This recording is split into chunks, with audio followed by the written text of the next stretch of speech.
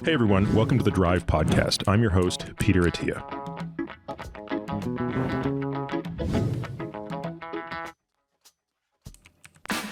Rhonda, so great to see you. And I didn't realize until a few minutes ago that the last time we spoke, it was virtual. Yeah, good to see you. We go back a long way. You're still in our same former neighborhood in San Diego. I know. And I'm thinking that, you found the same feeling here in Austin. Yeah, we did. All right. Well, there's a lot we want to chat about today. And I'm a little hesitant to say this, but I do feel like reluctantly we need to have one more discussion about a particular macronutrient that seems to get a lot of attention lately. And I don't necessarily want to talk about this because I think it's especially interesting, or even to which there's some new study that we need to shed light on. But it does seem to remain somewhat surrounded in some controversy, which I will refrain from publicly speculating on why said controversy exists, although privately I'm very happy to speculate on all the reasons for it. So with that said, let's talk about protein. Let's do it. I do think it's an important topic. You and I have probably talked to all the world's experts on protein. And, we were chatting a moment ago about this recommended daily allowance for protein, the so-called RDA. And really what it should be called is the minimal daily allowance in all, I would say. It recommended almost sounds like optimal in a way. Yeah. Like I think people confuse that with the optimal amount of protein, right? So it's kind of tricky. And I think that's an important place to start because of that reason where this amount, which is 0.8 grams per kilogram body weight per day, is the RDA for protein, right? And I know that you've probably had countless experts on talking about this. I've had experts on talking about this, Stu Phillips being one. There's so many different publications that, people can start off by reading one of them here by Stu Phillips, Perspective, Protein Requirements and Optimal Intakes in Aging. Are we ready to recommend more than the recommended daily allowance? And there's several of these out there. Okay, this is just one. And essentially, if you have the time and the willingness to go into the scientific literature and actually read something for yourself or listen to The Drive or listen to my podcast and the actual experts talking about it, what you will hear or what you will learn is that a lot of the studies that were done to determine this RDA were flawed. They were called nitrogen balance studies. And for many reasons, they're flawed. I don't want to get into all the technical reasons, but for one, what they are doing is measuring the amount of nitrogen that is excreted in urine after you are metabolizing protein, right? And some of the flaws that are, I would say, the most important here are that different types of foods that have protein in them have different nitrogen to protein ratios. They're collecting urine, in which the case is that it's an incomplete collection. Like when you pee in one of those cups, you don't get all the urine. It's incomplete collection. And so essentially what's happened... And we lose nitrogen through other means. Exactly. That is not just urine. Yes, exactly. We lose the nitrogen through other means. And so essentially the signal to noise ratio is pretty low. And ultimately what countless experts have now agreed upon is that the protein for the RDA has been underestimated because of those reasons. And there have been new studies that have been done. These have been more stable isotope studies. The major isotope that's used is the L13 carbon labeling phenylalanine, in which case these studies take a small cohort of people, give them a known amount of protein with that isotope tracer, and then that tracer is oxidized when it's metabolized, and that's measured through breath, the oxidation of phenylalanine, right? And so now you're getting a quantification that's much more accurate in terms of your protein, steady state and turnover, right? And so the whole point here is that you're trying to figure out the minimal amount of protein you need to take in every day to make sure that you're not in a negative protein balance. Why is that important? Well, that's important because we don't store amino acids, right? We don't store amino acids like we store fatty acids as triglycerides, or we store glucose as glycogen, right? The major source of our amino acid storage tank, so to speak, is our muscle, skeletal muscle tissue. And you don't want to be pulling from that skeletal muscle tissue to get amino acids every day. Why do we need amino acids every day? Because everything in our body requires proteins. Proteins are doing all the work in our body, and proteins are made up of amino acids. And so we have to be giving ourselves an intake, daily intake of amino acids to make sure we're able to do all those functions, right? I just want to state that again, because I do think there's a very important and fundamental point here that is glossed over when we talk about it, because we take it for granted. Like if we studied biochemistry, and anybody who's studied biochemistry will know this, but we can store fat in unlimited quantities, right? So if you deprive a person of fat calories for a period of time, they have a long reservoir that they can dig into. Not indefinitely, but they can. We can store carbohydrates. Now, we can't store them quite as much because, we only have so much glycogen we can store in the muscle and in the liver. But when we break down fat, we keep making the substrate to actually make glucose, so we get into a nice little rhythm. But to your point, the only place that an amino acid sits in residence in our body is in the muscle. Therefore, if we even get near the edge where we are not getting sufficient intake of amino acids, we don't have a buffer. We don't have a rainy day fund that we can dip into. We immediately start to catabolize or break down muscle. Now, I don't think we have to make the case that that's a bad idea, but for the sake of completeness, we should state there is not really a single scenario I can think of that is clinically relevant where it would be desirable to give up muscle mass. Maybe if you're Mr. Olympia, you can sacrifice muscle mass. But for you and me, and I think everybody listening to us, giving up muscle mass because we are falling short on our protein intake would be a strategic error and an unforced error. Exactly. For short-term and long-term health. So, I think that's pretty clear. And that's where, this RDA not being enough is a very important point, because if we look at the actual, so let me go back to those isotope tracer studies. Those multiple studies, as you know, have shown that the minimal... And we'll link to these in the show notes, by the way, just so that people can go and actually look at the papers as opposed to reading about it on social media. Sounds good. Multiple of these papers have shown that, really going up to more like 1.2 grams per kilogram body weight per day is what is needed to prevent people, us, adults, from being in this negative protein balance. That's quite a bit more than the 0.8 grams per kilogram. 50% more. Right. It's 50% more. So like most of the studies done, isotope tracer studies are between 30 to 50% more. So that's really important because if we look at the actual protein intakes of adults, these are nutritional surveys that are done. Of course, they're all flawed. We can talk about, we all know the flaws of questionnaires, but let's just talk about like what we think people are actually taking in.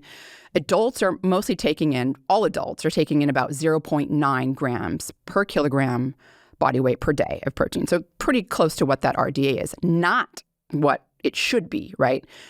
Older adults, if we look at the gender, male versus female, males are taking in about 0.9 grams per kilogram body weight. Females are taking in 0.8. So they're really just hitting that, what we call RDA, which now we have established is not enough. The RDA is not enough to basically be in a net protein balance. So that's really important. And that's essentially telling us that most adults are walking around without being in a good, in steady state protein balance, right? So So here's an interesting question, Rhonda. So we know the rates at which muscle mass, skeletal mass, are declining by decade in an aging population. Is there any way we can estimate, I'm guessing the answer is no, but on the off chance you would know, is there any way we can estimate what % of that decay is simply being driven by insufficient amino acid consumption versus other factors, right? Other factors would be anabolic resistance associated with aging. Other factors would be anabolic resistance associated with sedentary behavior. Other factors would be lack of insufficient resistance training. Like there are many factors that explain clearly the fact that as a person goes from 50 to 60 to 70, on average, they're losing muscle mass. But it would be interesting to consider how much of that is explained by the fact that they are also barely skirting the minimum amount of nitrogen that they need, and in many cases falling below it. Right. So to answer your question, I don't know that there's a direct way to do that, but I do know that there are studies that have shown that when older adults, that are really more susceptible to the things that you were saying, like anabolic resistance, where people are where your muscle tissue is not as sensitive to amino acids mostly because of physical inactivity, which increases with age. But when older adults take in 1.2 grams per kilogram body weight per day of protein, it nearly eliminates some of the age-related muscle loss that happens. So I think that is some evidence to sort of support what you were saying, in that if you just increase your protein intake to by what 50%, this minimum, by 50% to this minimum, what the RDA should be, 1.2 grams per kilogram body weight per day. I think that's pretty much what most all the experts agree, is that like it's time to change that RDA to that number, right? The minimal amount that you need per day. If older adults just do that, they're actually preventing a lot of the age-related loss in muscle that occurs. And we also know that older women, if they take in that amount of 1.2 grams per kilogram body weight per day, they're 30% less likely to have frailty in old age, which is also very important, right? So I think that's pretty good evidence that it's clear that just increasing your protein intake by 50% is really important for aging, right? For our muscle health, and also is getting us out of that net negative state that we're in. So, I mean, So step one is we should move the floor from 0.8 to 1.2. Yes. I think the floor being the minimal amount of protein that we need to take in per day. This is not optimal. We're going to get into optimal, right? This is just like the new RDA, right? And as you mentioned, so you kind of hit on this anabolic resistance. And I think that's also a really, really important point, because it does compound with the fact that we're already not getting enough protein to be in a positive state of protein balance. And then you compound that with anabolic resistance, right? Now, anabolic resistance is when your muscle tissue becomes less sensitive to amino acids. And so you're not making as much muscle protein synthesis, isn't occurring as much as it does when you're younger. I think it's pretty consensus now that a lot of anabolic resistance is not necessarily the aging process per se, so much as Inactivity. Yeah, and the experiment that Luc von Loon shared when he was on the podcast, I think was a very elegant way to do this, which is they took young subjects. I don't remember if they were in their 20s, but it was thereabouts, maybe in their 30s. So very young subjects. And they put a cast on one leg, no cast on the other. And they left them in this state for a period of time. Again, the details have now completely escaped me, but the point has not escaped me, which is after whatever period of time the individuals were casted on one leg, not casted on the other, let's just say it was 2 weeks, 4 weeks, something to that effect, they removed the cast. Of course, while the person was casted, the casted leg did nothing. The other leg continued to go through exercises. They were doing not just single leg, leg extensions, leg curls, things like that. They then ran the stable isotope experiment in these individuals and looked at muscle protein synthesis rates. And lo and behold, the leg that was uncasted, perfectly normal, the other one, significant anabolic resistance. So to me, that's the clearest demonstration that inactivity is the main culprit. There's probably an all things equal age-related component as well, but I suspect that inactivity is playing a larger role than aging per se. I totally agreed. I think there's also another study that was done in older adults. So first of all, if we look at, maybe we should talk about. Can we explain what anabolic resistance is? I think it's worth people understanding why this idea matters. Yeah, anabolic resistance. So when we eat protein, right, we're breaking down amino acids, and the primary amino acid that is anabolic is leucine, right? So these amino acids like leucine are getting into the muscle tissue, and that is instigating, it's a signal to increase muscle protein synthesis, right? So you're making more protein in your muscle, and that in turn increases muscle hypertrophy, right? The other major signal to do that is mechanical force, right? So that would be the resistance training, the working of the muscles. So as we get older, our muscles do become less sensitive to those amino acids, like the leucine transporter being one of the major ways, but I think there's others as well. And so what happens is that for the same amount protein dose, and this study has been done, and if you compare younger adults and older adults, 65 years age and older, you give them the same exact protein dose. The older adults let me say it the other way. The younger adults have twice as much muscle protein synthesis. And for the older adults to get the same amount of muscle protein synthesis, they had to double their amount of protein to get the same amount of muscle protein synthesis as the younger adults. That's a lot. They had to double that amount of protein, okay? So and that's because, again, it's just your muscle tissue is not as sensitive to the amino acids. And so to get more of them in, you have to increase your intake of the protein. Now, to your point about physical activity being the major driver here, I think that's 100%. I agree. I think it's totally true. And there's so much evidence out there to prove that. Luke Van Loon's study being one, but also older adults that do engage in resistance training have the same anabolic response to the same amount of protein as younger adults. So in other words, the activity makes up for it. It does. Yep. You don't have to, as you're aging, if you're a 65, 70-year-old male listening to this episode and you're engaging in resistance training, you're likely not experiencing much anabolic resistance, maybe a little, but not much. And so you don't necessarily have to experience it if you are physically active and training. And that's really the bottom line here. That's the most important thing. If there's a public health message, in this episode, it really is you should be training. Yeah, and think about the impact that physical training has on insulin resistance as well. Completely different mechanism of action, probably ties in more to, fatty acid accumulation within muscles and all sorts of other things that lead to it. But again, the most effective remedy is physical activity. Right. And again, it's been demonstrated so conclusively that actually nobody really talks about it. It's just taken for granted. No, it's a good point. But so the anabolic resistance, if we're talking about like general population, and again, we're going back to these surveys that are done looking at how physically active are people, because those numbers are out there, right? We know that generally speaking, adults, including young and old adults, about 32% of them engage in resistance training. How much? 32, and both young and old.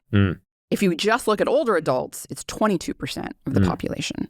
So essentially, most older adults, most people are not engaging in resistance training. They're not doing resistance training, right?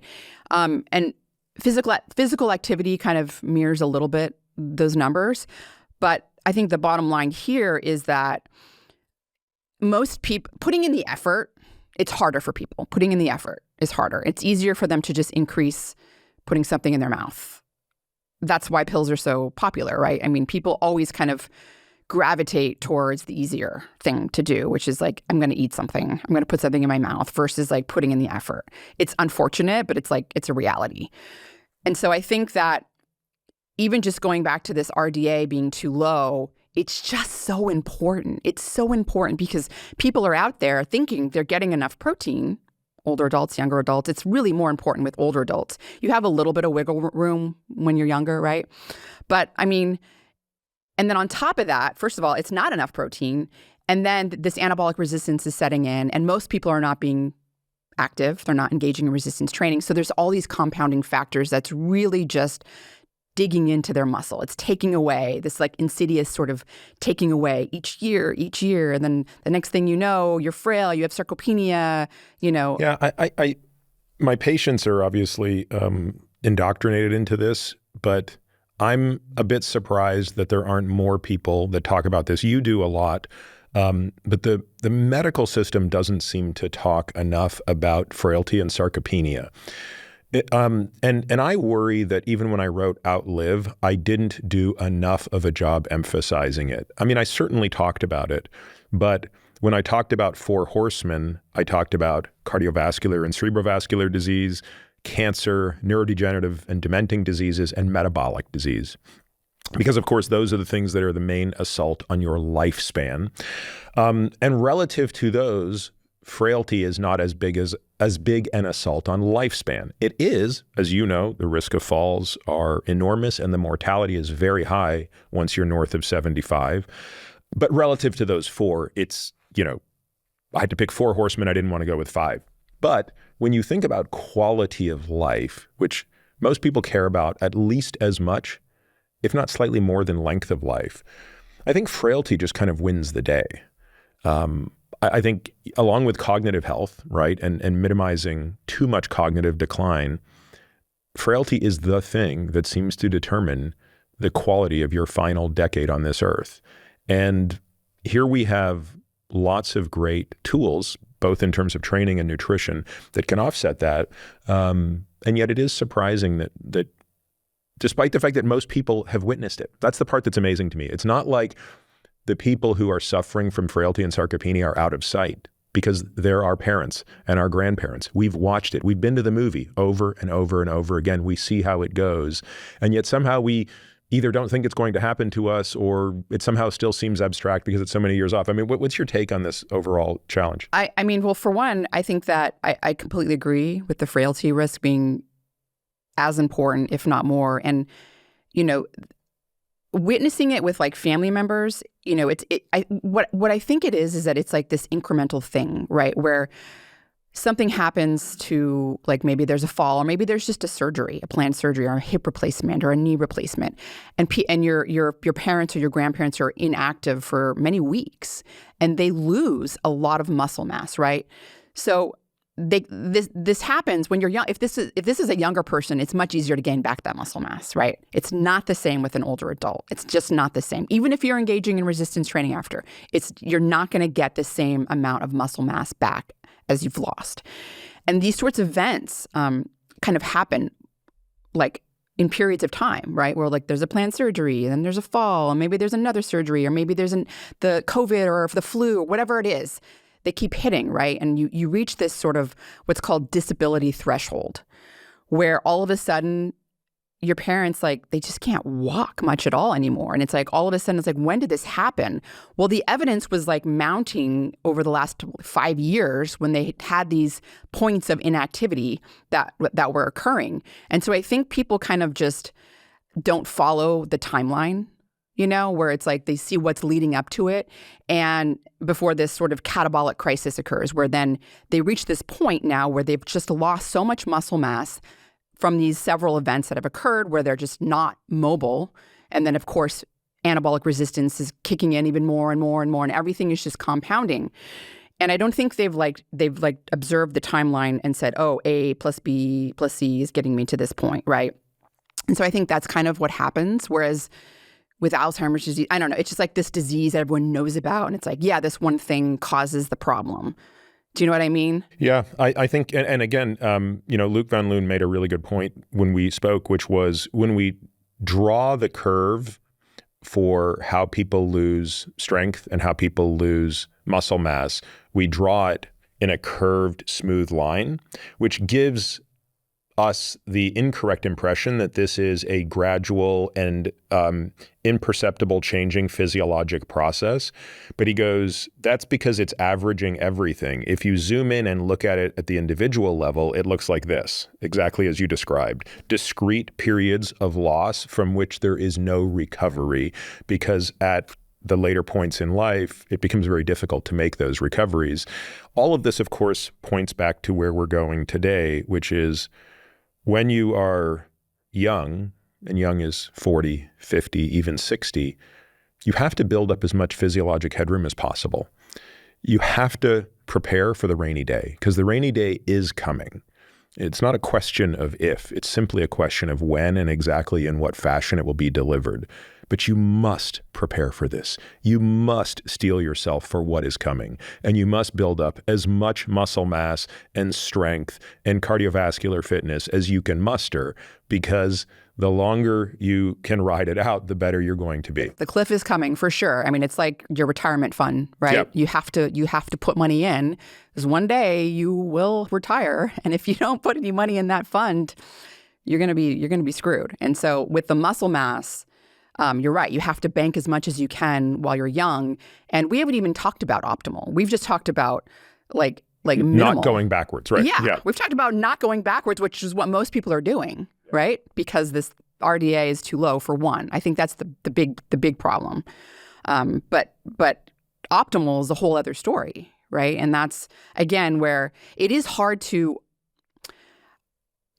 kind of wrap your head around why there's controversy around this. Although coming from the field of aging, I do have somewhat of I think there's been a little bit of a nuanced, there's a nuanced approach to looking at how protein affects the way we age. And I think some of that data has biased researchers and, people to think that protein is bad. I think some of it's coming from that evidence, which we can talk about. That's an interesting point. Yep. But again, aside from that, it's really hard to understand why someone would be so opposed to increasing protein intake when there's really just no evidence that it's harmful, at least in healthy adults. Yeah, I mean, I'd like to talk about harm down the line as we get further up the chain, because we've now I like the way we're talking about this, where we're going from sort of the 0.8 up to 1.2, and now let's talk about going from 1.2 to 1.6 and 1.6 to 2, but as you continue this journey, and let's say you look at the data, of which there are some studies looking at 3 grams per kilogram per day, which I think anybody who looks at the data would argue you're not really getting a benefit at 3 grams per day that you aren't getting at 2 grams per day. You're not like the curve is saturating. You're hitting an asymptote of muscle protein synthesis at that point. So there may be other reasons a person would choose to consume that much protein, satiety and things of that nature. But from a purely anabolic reason, under normal conditions, so let's leave bodybuilding out of it, you're sort of hit the saturation curve, but can't seem to find the evidence that it's causing any harm, right? So this is experimental evidence, even epidemiologic evidence, just no evidence. So, but that said, let's not get ahead of ourselves. Let's go back to, we've established a new floor. Really, there is nobody that should be consuming less than 1.2 grams of protein per kilogram per day. What happens as we start to increase that from 1.2 to 1.6? Great question. And this is where I turn to the experts like Stu Phillips. In fact, he did a really great meta-analysis looking at about 49 different studies in adults that were undergoing, these are controlled trials, resistance training alone or resistance training plus supplemental protein. And the supplemental protein went up to 1.6. Well, actually, it went up above that. But what was really found in that study was that even going from like 1.2 grams per kilogram body weight per day, obviously, to 1.6 grams per kilogram body weight, people gained about 27% more lean body mass and 10% more muscle strength compared to just training alone. Same training, just adding the protein, right? That's pretty big. I was going to say that is bigger than I would expect, especially on the strength side. In the strength side, they were gaining. So the protein itself, but if you think about it in a way, we're talking about supply and demand, right? Yep. So now we're talking about a little more optimal. We're talking about people that are training. That's number one. You need to be training. If we're talking about optimal protein intake, you need to be training. And then, what's happening when you're training is you're breaking down muscle. You need protein to support the repair of that muscle and the rebuilding of it. And so that makes sense in a way. Yeah. But yeah, I was surprised by the strength as well. And so really, once you went above 1.6 grams, there was still increases in muscle protein synthesis. But the curve is slowing down. I like the analogy that Stu Phillips uses. He says, like, if you have like a wet washcloth and you squeeze it to get all the water out, like most of that water is coming out at 1.6 grams per kilogram body weight. But you can keep squeezing a little and you're still getting some water out. It's just sort of marginal. It's like most people don't care about that difference. Some people do. Now, let's say you're someone that's obsessed with banking muscle mass. You're going to care about that. Let's say you're a high-level athlete. Definitely going to have to go above 1.6, right? That's when you get into the more 2.2 grams per kilogram body weight. So people that are doing a high level of training, whether that's endurance or strength training, resistance training, right? Because endurance athletes, I mean, you are battling being catabolic. Right. So So that would be, I think the evidence for more optimal, you're talking about 1.6 grams per kilogram body weight. And then you can get marginal benefits above that, right? Up to like 2.2 grams per kilogram body weight. But again, that's people that are really training. Yeah, to me, there's an analogy here with ApoB and cardiovascular disease, right? So if you look at the three bodies of evidence, so if you look at all of the epidemiologic data, if you look at all of the clinical trial data, and if you look at all of the Mendelian randomization data, and you plot every single one of them on a graph, and there's a beautiful graph, which we'll include in the show notes, that does this. So on the x-axis, and it's done in LDLC, but again, LDLC, ApoB, easy to sort of view them together. So you have, on the x-axis, you have LDLC going down, right? So from 160, 140, 120, 100, 80, 60. So descending LDLC, and on the y-axis, you have mortality, cardiovascular mortality. So not surprisingly, all of these point down. As LDLC goes lower, cardiovascular mortality goes lower. What's interesting, though, is you can see that there are different points in the curve at which it starts to matter more. And at some point, it flattens out. You don't get as much benefit from reduction. And so we could use the same argument of, well, what is optimal? What is, so because we're doing the reverse here. Here, lower is better as opposed to going up on protein. But Peter Libby has done an analysis that has demonstrated that you will continue to see a meaningful reduction in cardiovascular disease as ApoB heads towards 30 milligrams per deciliter. 30 milligrams per deciliter is really low by most people's standards. For context, 60 milligrams per deciliter is about the 5th percentile at the population level. 30 milligrams per deciliter is about what a child is. So, we're born with relatively low levels of ApoB, and as we age, they just keep going up and up and up. Which of course is one of the things that's driving cardiovascular disease, is this rise in ApoB. So the question then becomes, how low do you need to go? Should everybody be walking around at 30 milligrams per deciliter? Is that the solution to eliminating ASCVD? And the answer is probably not, right?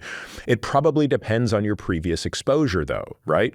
So if I have a patient who's already had 2 stents placed and has a significant burden of disease, you bet your bottom line they're at 30 milligrams per deciliter of ApoB, even if we have to put 3 drugs on them to make sure that's the case, because their burden of disease and their lifetime exposure to ApoB has been so high. But if I have an individual who's 40 years old, who has perfectly pristine coronary arteries and is walking around with an ApoB of 60 milligrams per deciliter, I don't think you need to do a thing. I think they're just fine. And again, it's the inability, I think, for people to understand that level of nuance and understanding when it's worth the second squeeze versus when just the sloppy squeeze is good enough is very frustrating for a person like me who craves nuance. Right. Agreed. I love that analogy. And I think it's perfect because, again, I do think most people that are training probably are getting a great amount of benefit from 1.6 grams per kilogram body weight. But that doesn't mean you can't go above that and still get a little more benefit, right? And certainly when you start to get into that, energy deficit phase as well, like, so we were talking about elite endurance athletes, that's one way to be in an energy deficit. But there's also people that are actively trying to lose fat, gain muscle. If you want to lose fat and gain muscle at the same time, you're going to have to take in a lot of protein. Yeah. And so that's another very important point. Another point I want to make is you're still dealing with an asymmetric target. And so we tell our patients to be closer to 2. Now, I know that's just going to get a whole bunch of people on the anti-protein train just losing their mind. I can just see the phosphorylation going off right now as they're watching this clip. How is this guy so irresponsible to tell his patients to eat 2 grams of protein per kilogram of body weight? Didn't he just hear what Rhonda said? 1.6 is good enough for most people. Well, my patients, unfortunately, don't live in labs. Unfortunately, Rhonda, my patients live in this place. It's called the real world. And in the real world, you can't always hit your targets. Some days you do, some days you don't. Some days you're traveling, some days you're not. Some days you can figure it out, some days you can't. So if I'm telling somebody to hit 1.6, and one day they're at 1.2, another day they're at 1.7, another day they're at 1.5, another day they're at 1.9, on average, they might hit 1.6. But how many days were they below versus how many days were they above? Let's just say it's an equal split. But we've just established the shape of this curve is like this. So that means every day you're below, the downside is much greater than the upside of being above. In other words, all the days you're above are not making up for all the days you're below. So what I'd really like to do is shift the range so that your low day is 1.6 and your high day is maybe 2.2. And then guess what?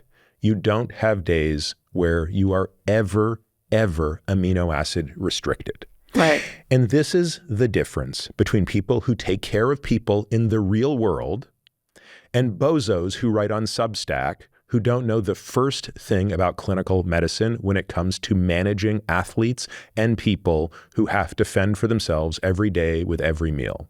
And this is why I'm so tired of talking about this, but I feel we need to talk about it. And so if you're sitting there listening to this and you're confused and you're asking, oh my God, should I be eating 2 grams per day? Yeah, more or less. And that way, if you fall short at 1.6, you can be confident that you're okay. But if you're aiming at 1.6 and you have a bad day, and you will, when you hit 1.2, you might be taking a step backwards and you won't make up for it the next day. I can just tell you from personal experience, it's actually smarter to aim higher because I'm constantly not meeting the 1.6. I am not. This is the thing. People look at me like I'm a protein eating machine, which first of all, I'm not. But secondly, I have a hard time hitting my goals too. I'm busy. I miss meals. Sometimes we just have a low protein meal. Like for whatever reason, my kids want to have pasta for dinner and we literally have pasta and sauce. It's like, there's no freaking protein in this anyway. So it's very difficult if you don't have a chef preparing your every meal, and I never have a chef preparing any of my meals unless I'm out at a restaurant, to hit these targets every day. Right. And also I was thinking about this because we mentioned the 1.2 being the sort of the minimum buy-in. The 1.6 grams per kilogram body isn't necessarily just for people training a little bit. It's also older adults that are not training, because we talked about the anabolic resistance, them needing twice as much protein as well. And so what you're talking about here is going up to 2 so that you can really have an average at least of 1.6, right? You're getting that average. But again... Well, and it's just, I never want to fall below that. Below it. That's really the point, is I know, because again, I'm training every single day, right? Yeah. Now, am I training like a madman? No. But 7 days a week, I'm either doing some form of cardio or something in the gym. So it's just, I know that I'm going to take steps backwards if I'm below 1.6. So I'm going to overshoot so that my down day is 1.6. Right. And if my up day is 2.5 once in a while, who cares? Because that gets to the next point. Show me the data. Show me the data that eating 2.5 grams of protein per kilogram per day is even remotely harmful. I'm still waiting for it. I'm still waiting for the data. David Allison wrote a piece on LinkedIn recently where it was basically a call to anyone. Just show me the data that meet these criteria. Human clinical trial of this duration, like nothing but crickets. Yeah. I mean, I haven't seen any human data either, for sure. I mean, the most negative data I saw recently was a study that looked at total parenteral nutrition in ICU patients, where the question was, hey, should we be ramming high amounts of protein in these people? And the most negative thing you could say is it had no benefit. And that's interesting. Yeah. Right? Yeah. So maybe we shouldn't be ramming high protein total parenteral nutrition into the central veins of critically ill ICU patients. But it didn't harm them. Right. And if anybody's going to be harmed, I would think it's the people that are in renal failure. Right. Yeah, exactly. I haven't seen that data either. We haven't spoken specifically about pregnancy or adolescence. What do we know about protein requirements? Because there are clearly women listening to us right now who are pregnant or who will be pregnant. And I don't think there are any adolescents listening to us, but I bet there are parents of adolescents. So what kind of guidance would we want to give these folks? I mean, it goes up with pregnancy and also adolescence. I mean, so are there formal recommendations? I don't pay enough. I don't remember the exact, but again, it's all about like going a little bit above what's the RDA, and we've already established that's not enough, right? So, I mean, honestly, I think if people are listening to this episode, just knowing that 0.8 grams per kilogram body weight per day it's not enough at all. So if we accomplish nothing else, that's the single most important take-home message here. I really think it is, because everyone looks at those guidelines, you know? Yeah, it's really funny. The other day I was eating something and I forget how much protein it had in it, but it had like % of daily requirement, but it was obviously baked to a very low number. Because I remember my son was looking at it with me and he goes, is that really like, I forget what the number was, is that really like 40% of your daily protein requirement? And it was a relatively, and I said, no. But I just didn't have the energy to explain the RDA to him. So I was like, no, this is just wrong. You can ignore this. Growing is also an important time for protein, right? Because these amino acids and the essential amino acids are activating IGF-1 growth hormone, and that's really important for growth. I know there were studies done in like infants and toddlers that were given egg versus like milk versus like some kind of vegan protein. And it was like clear that the egg was the winner here. Like giving protein with more essential amino acids was important for growing taller. And that's always something that I, as a mom, think about, right? I'm always trying to get protein in my son. Plus, the kids are more active. You know, kids are more physically active. They're doing sports and things like that, right? Adolescents. So it's really important to get the protein requirements. I haven't dug into all the nuance of that data. It's just kind of the way I look at it is, you know, it's got to be like a 1.2, even though that's an adult, it's more like a 1.2 gram per kilogram for an adolescent who's pretty close in body size to an adult. Generally speaking, they start growing pretty tall. Yeah, I mean, I would think for kids it should be at least the 1.2 to 1.6. Yeah. Anything. I mean, again, I just look at the activity level of my kids is they make me look sedentary. Right. So, okay. Anything else we want to say on the topic of protein to help with some of the confusion that is out there? I think we should talk a little bit about some of the misconstrued understanding of mechanisms of action around mTOR, cancer, yes. and stuff like that. I would say the other thing would be the calorie restriction, people doing intermittent fasting, people doing anything if they want to do body recomposition, the gaining of muscle and, you know, losing fat. I think that is a very specific, you know, group of or population of people where the high protein intake is critical, right? Because if you're in a caloric deficit, you really are battling your body pulling from your muscle reserve. If you're resistance training, that helps somewhat, but you're certainly not going to gain muscle. And we just talked about wanting to bank as much muscle as possible as we're younger while we can, right? Because we need that reserve because we're going to start pulling from it eventually. And so I think that that's where you start to get really high numbers, 2.2, even higher. I mean, you can find the studies out there. It's like 3 grams per kilogram per body weight. Going above the 1.6 in this scenario seems to be key as well. When you're getting up to that 2.2 grams per kilogram body weight per day, because it does give you a little bit more edge over gaining muscle protein synthesis in combination with resistance training, as well as it's like you mentioned, it's, you know, satiating. It's a little bit thermogenic. I don't know that that's the big mechanism here, but I think the big mechanism here is just that like you're really wanting to prevent this catabolism, right? So I think that's just another important point because there are a lot of people that do intermittent fasting, time restricted eating. You know, they're trying to do body recomp, gain muscle, lose fat. So I think a lot of people are interested in that. There was one period in my life when over the course of a year, I made a very dedicated goal to lose body weight and gain muscle. So I wanted to see, like, could this be done? And it did require quite a bit of intermittent fasting, or time-restricted eating, I suppose, to be more accurate.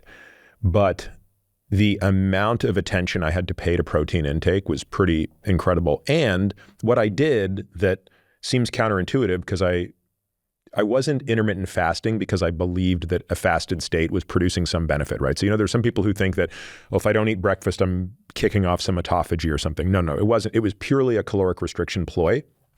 So my fasting window did not prevent consuming liquid protein.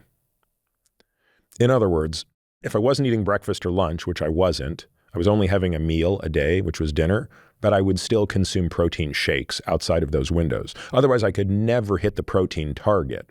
So I was in a caloric deficit, but an amino acid excess. And again, you can actually do that with liquid protein pretty easily because basically all you're getting is, you know, you're getting relatively few calories because you're just consuming whey protein. Did you have any like GI like problems consuming so many shakes? No, really? No, but I did a lot of experimentation, right? So ultimately I settled on a brand. I'm blanking on the name of it now. I have no affiliation with these guys and I'm blanking on their name. Ascent, maybe? Does that ring a bell? Yeah. I really like them. Again, I'll give them a shout out because one, it was the only protein I found I could mix directly in water and not have it be lumpy. I didn't even need a blender. This sounds silly, but the hassle of me having to like wash a blender twice a day was sometimes an impediment to not making a shake. So just to be able to put the scoop or 2 scoops I would usually put into a glass with water and mix it with a fork and actually drink it and have it be totally fine and not, lumpy. I don't know how they do this, but it was amazing. It actually tasted fine. I don't like sweet drinks that much, but it was not too sweet. And absolutely no GI issues at all. Whereas sometimes the pure egg proteins, I didn't like the feeling on my gut. So for whatever reason that worked for me. But to your point, it's another level of challenge if you're trying to recomp in that way. Right. Or people on GLP-1, right? Receptor agonists, right? I mean, like, and I don't know how difficult it is to eat a meal versus like take a protein shake. Because I know you don't have a real, you're satiated pretty much all the time. You don't have a real appetite, but also digestion is slowed. So if you're like consuming more protein, I don't know how that all affects. We've seen in our patients. So again, I would say, I get asked this all the time. I would say 15 to 20% of our patients are on tirzepatide. And unlike 5 years ago when we started using semaglutide in patients and were just watching muscle fall off these people. And frankly, my point of view 5 years ago was, I don't know about these drugs. I think there's some benefit in some people, but I think there's a lot of downside. I today think that virtually anybody can use these drugs safely, but and by safely, I don't just mean in the obvious sense of the word. I mean safely for long-term muscle health as well, right?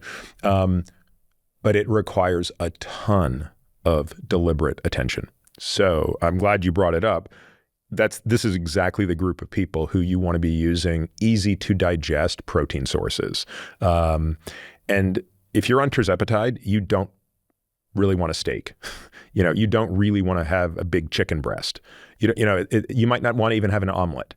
But if we have to make sure you're hitting that 1.6, you might be doing a bunch of liquid shakes. Right. And yeah, we can sit here and poo-poo processed food and say, how disgusting is it that people have to resort to eating shakes? Okay, fine. But if the alternative is they're not getting enough protein and they're on a drug that is making them anorexic, I mean, we also know the downside of that.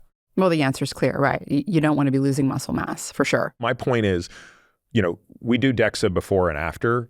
We're not seeing the type of muscle loss we saw with our, V1 approach to this. Right. What kind of dose? Are they on like a higher dose? No, dose? I mean, I think tirzepatide starts at 2.5. Some people are getting enough benefit there. I mean, the other thing that I think our approach has been is that slow and steady wins the race, right? So we've seen anecdotally some data.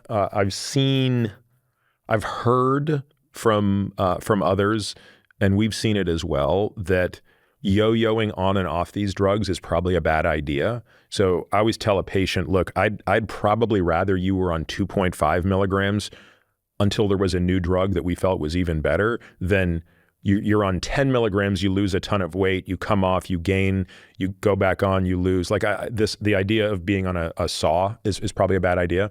I think the data suggest you're getting most of the value by about 10 milligrams.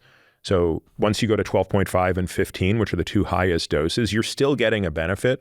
But it's like most drugs, you're getting most of the benefit at the lowest dose. So 5 to 7.5 milligrams of tirzepatide is probably where you're getting the majority of the dose. And again, I'd much rather a patient be sort of slow and steady on it, and as opposed to try to go for maximum and rapid weight loss. What do you think about some of that data on like heart issues or bone loss? Do you think Does that concern you at all? Sure. I think it all does. I mean, I think all of this stuff has to be paid attention to. And I think the question, again, comes back to how much of that is occurring due to training, right? How much of that is happening due to the loss of amino acid intake and the loss of training? Or the neuropsychiatric, I mean, like that's another one, the eyes.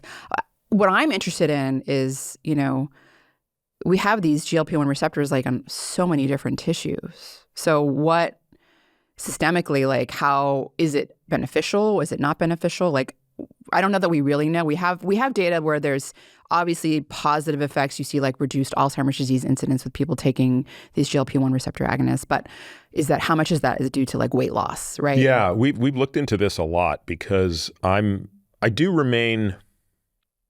It's funny. We did a podcast on this somewhat recently where I went through this particular question, which is, will GLP-1 receptor agonists ultimately prove to be geroprotective?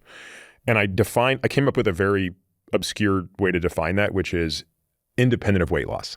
Yeah. Right. Because obviously at the macro level, they're going to be geroprotective because if you apply them to people with type 2 diabetes and significant obesity and you correct the metabolic dysfunction, you're going to live longer. So by that regard, it's a geroprotective agent.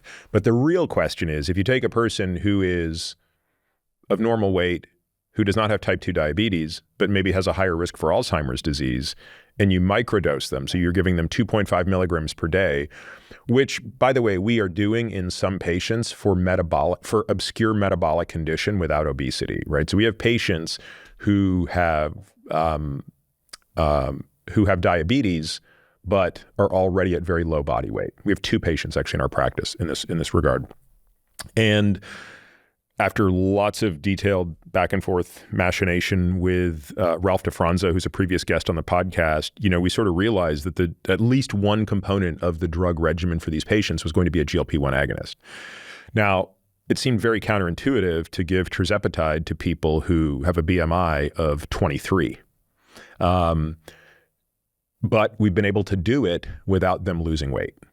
So again, very careful strategies around nutrition, and the effect on their diabetes is profound. So they're looking more metabolically healthy. Oh my God, totally. I mean, these are really interesting cases that maybe at some point, obviously in a de-identified way, it would be interesting to talk about where you have OGTTs that are unrecognizable. Like you simply cannot believe the degree of metabolic dysfunction in a person who otherwise looks the way they look. And in one case in particular, it was so confusing that even after all the genetic testing we did, like we simply couldn't figure out an answer for this. We couldn't understand where the beta cell fatigue was coming from, absent a formal diagnosis of type 1 diabetes. And within 3 months of being on 2.5 milligrams of tirzepatide, this individual's OGTT had almost normalized, and I suspect by about 6 months it will. That's fascinating. And we've managed to do this without any weight loss. So this to me is the interesting question, right? Which is when you look at some of the Alzheimer's biomarkers, which are improving significantly, it begs the question, should this be part of the playbook for an individual who's at high risk? Especially given that we now, I think, really understand how to make sure people don't lose weight and don't lose lean mass, and therefore I suspect don't lose bone density and all these other things that matter. Or like you said, if you're doing like this microdose, like maybe you're not going to be as satiated. Like you'll still have somewhat of an appetite because you're on such a low dose. Maybe you're going to have a little bit of an effect. We've also seen some other weird things anecdotally. Patients have told us that when they inject in the abdomen, so when you inject in the fat, the sub-Q fat of the abdomen, basically the anorexic effects are greater than if you inject in the leg or butt. And we looked into this, and there was some mechanistic data to suggest that maybe you're getting more vagal tone when you inject in the abdomen. Again, I just don't know if any of these things are correct. They would need to be studied. But again, that would be a very important piece of data, right? If there's a location you can inject this where you minimize the anorexic effect of the drug. Again, for some people that would be a feature, not a bug. Right. For some people that would be a bug as opposed to a feature. So you have to understand how to use the tool. Yeah.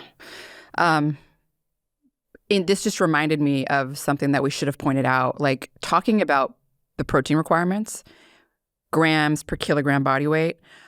I do think it's important, like, because we were just talking about obese people. Yes, overweight. I'm glad you brought this up. And exactly. Where it's like, most people aren't going to do a DEXA scan to see what their lean body mass is. But like, ultimately, I think, and I've talked to a variety of experts, Brett Schoenfeld, Stu Phillips, they agree that really, if you're someone that's overweight or obese, you shouldn't be calculating it based on your actual weight because your protein it'll be way too high. That's right. It's more like your target weight, right? Or that would be, if you empirically could measure your lean body mass, that would be better. But I just wanted to point that out. Yep. And I'm glad you did. So that's right. For most people, probably not much of an issue. But if you're at 300 pounds right now and your ideal body weight is 220, and again, you don't need a DEXA to figure that out. A DEXA can help, but most people who are 300 pounds remember, at the end of high school, I was 220. That was my good weight. Or maybe, at the end of high school, I was 200 pounds, which is, I'll probably never get back into those genes again. But, by the end of my freshman year of college, I was 220. That was kind of a good weight for me. And then it's just kind of gone downhill from there. I had this orthopedic injury. Like, there's the story of how you got to be 300 pounds. Yeah, most people can figure out. Right. 220 is probably my goal weight, and that's what I should be targeting. Yeah. So should we get back into like where this all came from? So you made a great point, right? Which is, how do we reconcile the following? So caloric restriction as an intervention, as a geroprotective intervention, is the oldest one in the book. I'm not really aware of an intervention where a non-genetic intervention that has, from a longer standing perspective, produced a more consistent outcome in terms of laboratory animals, where you restrict them of calories and they're going to live longer. So again, to my knowledge, there are only 2 interventions that have extended life across all 4 models of organisms, from yeast, worms, flies, and mammals, rodents. And that is caloric restriction and rapamycin. And they have something in common, which is they both result in the downregulation of mTOR. Right. So we also know that an amino acid you just mentioned a moment ago, called leucine, is the single most important of all the amino acids at turning up mTOR. So how can we reconcile the idea that protein seems to be good for you, but mTOR going down seems to be good for you, at least in another way? Well, for one, I'm being very facetious because I know the answer to this question. And it's like, oh gosh, where do we start?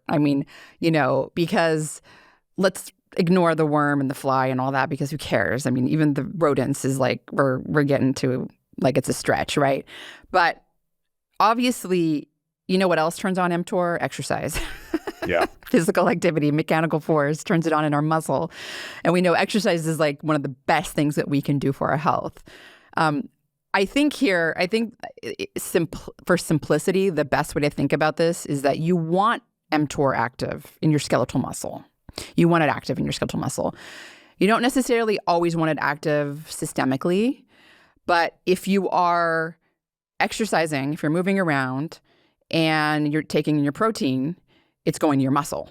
We know that for a fact. I talked about anabolic resistance and how exercise can counter that. Well, it's increasing the leucine transporter, the expression of the leucine transporter. It's causing leucine and other branch chain amino acids to go up into skeletal muscle.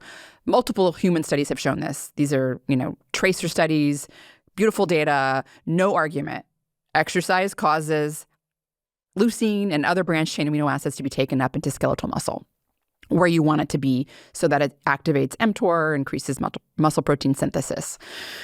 When it comes to deactivating mTOR, whether that's through protein restriction or rapamycin, that would be like an hours-long podcast talking about all the nuanced data there, because there's all sorts of differences with the, sex differences in the rodents, everything. You're aware of all this data. My biggest thing here with the protein restriction, let's talk about one. I spent 6 years in grad school working with mice. I did a lot of animal studies, okay? These mice are in a small cage. They are not physically active. They are not running around. They move a little bit, but they're ultimately not under threat. They're not under threat. they're being fed, they're ad libitum, they're just being fed, as much protein as they want, but perfectly thermoregulated. Totally. No, they're not being exposed to influenza or COVID or whatever viruses, anything that's going to take them out for a period of a couple of weeks. They're in a sterile environment.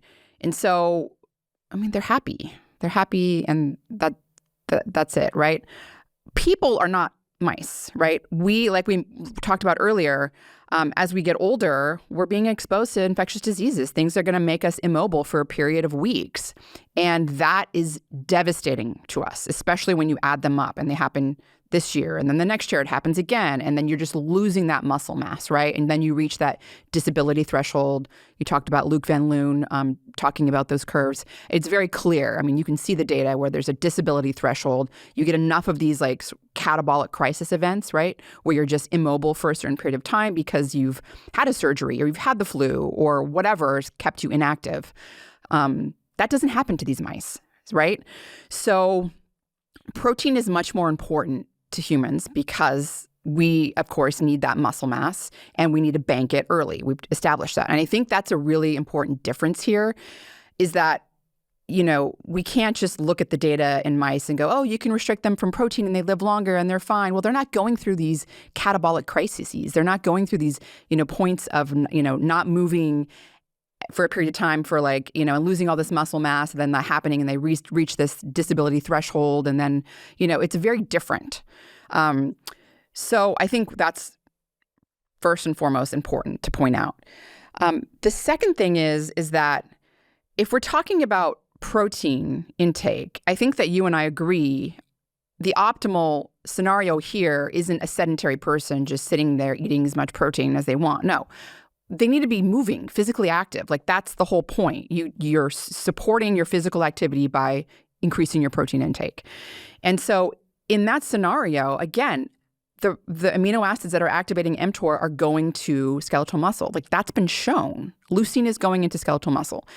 So who cares if you're taking in more? Yeah, in fact, I think that's such an important point, Rhonda, that I would even go one step further, which is if you told me, come up with the optimal nutrition strategy for the individual who is active, and then come up with the optimal nutrition strategy for a person who is going to be sedentary, they would be very different.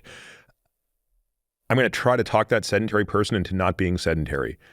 But if at the end of the day, I can't, if that individual says, I don't want to do anything, I just want to sit in front of my computer. You know what? It probably makes sense to be a little bit caloric restricted.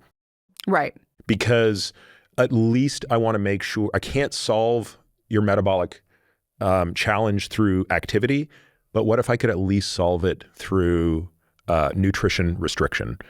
And I think it's the inability of people to understand that those are very different states, right?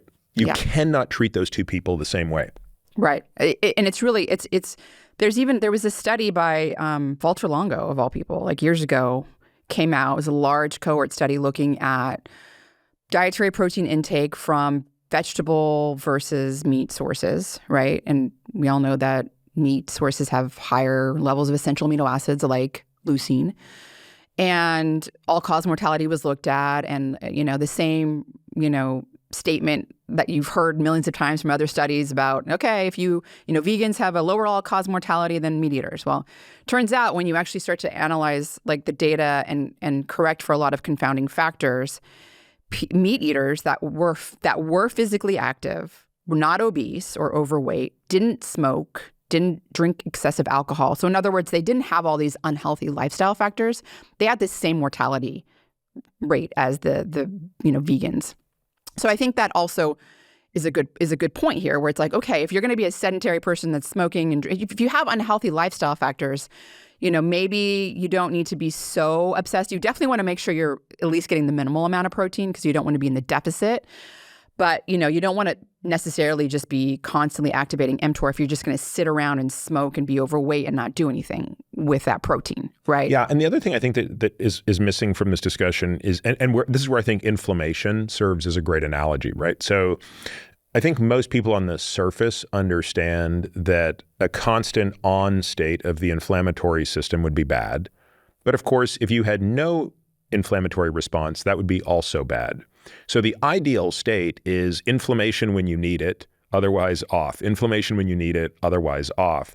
And I think that's probably the right way to think about this, right? Which is we want mTOR on when it has a job to do, and we want it relatively silent when we don't. And I think if rapamycin is geroprotective, and when I say if, I mean in humans. I think it's unambiguously protective across most species, but we still don't know if the species of interest is going to benefit from this drug, and we may never, by the way. But it's probably working by tamping down the chronic inflammatory component of what we see with mTOR activation, which, by the way, might actually involve inflammation as well as one of the many things. So that there's also this challenge of trying to get folks to understand the difference between chronic and acute things.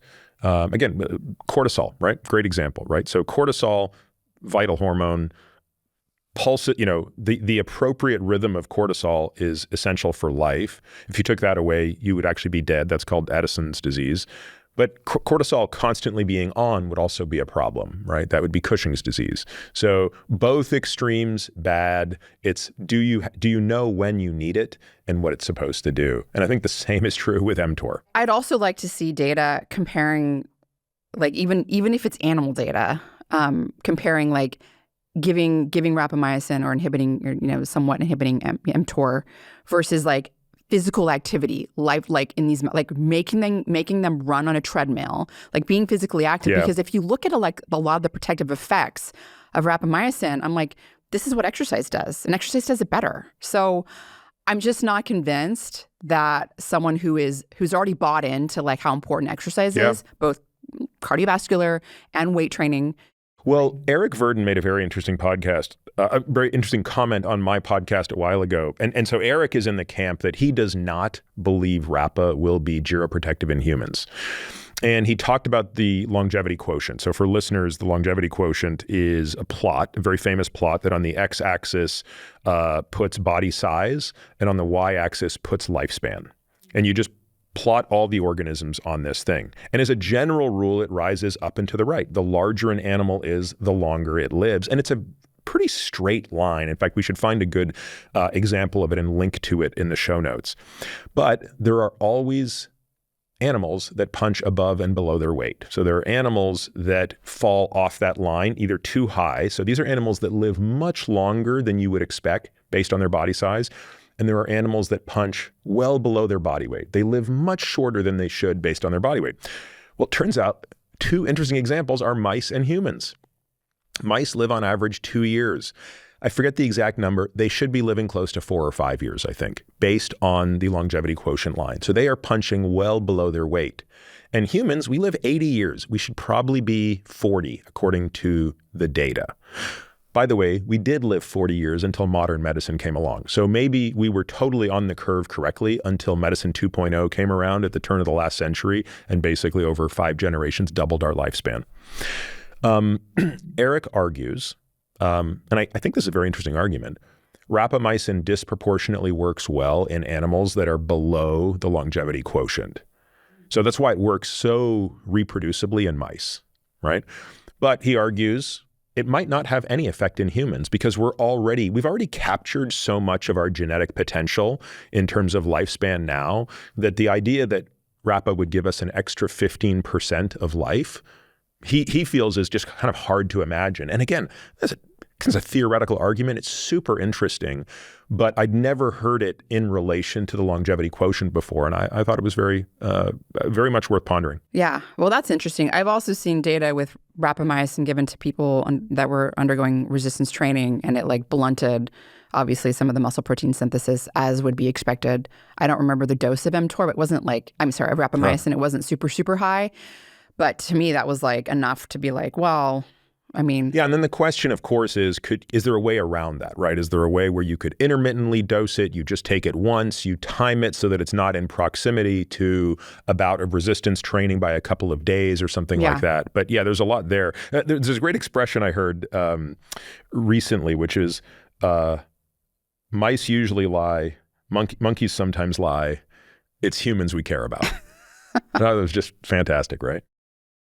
Well, to get back to the mTOR story, I think that's like that recent study. I don't know, it was in the last couple of years it came out. It was the animal study where they gave mice 25 grams of protein, and mTOR was activated in macrophages, and it was like this whole story was pieced together about 25 grams of protein?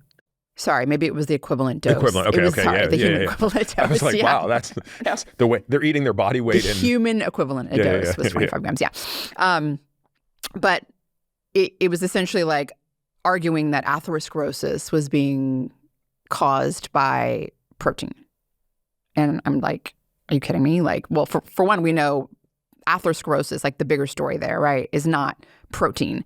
But again, it comes down to this whole activating mTOR in like systemic circulation versus the leucine going to the muscle because you're physically active. And keep in mind, like those transporters, like the leucine transporters, they're pretty sensitive for quite a while. I mean, you're talking about at least 24 hours, right?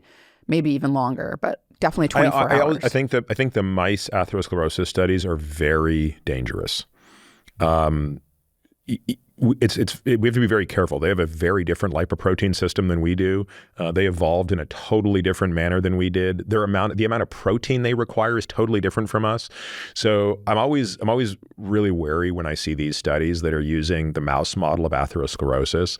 I think I understand why we do it, because it's much easier and cheaper than looking at primates. And obviously, we can't do these studies in humans, but you can find a lot of things in mice when it comes to atherosclerosis that don't seem to matter whatsoever in human biology. I would chalk this up to one of those examples.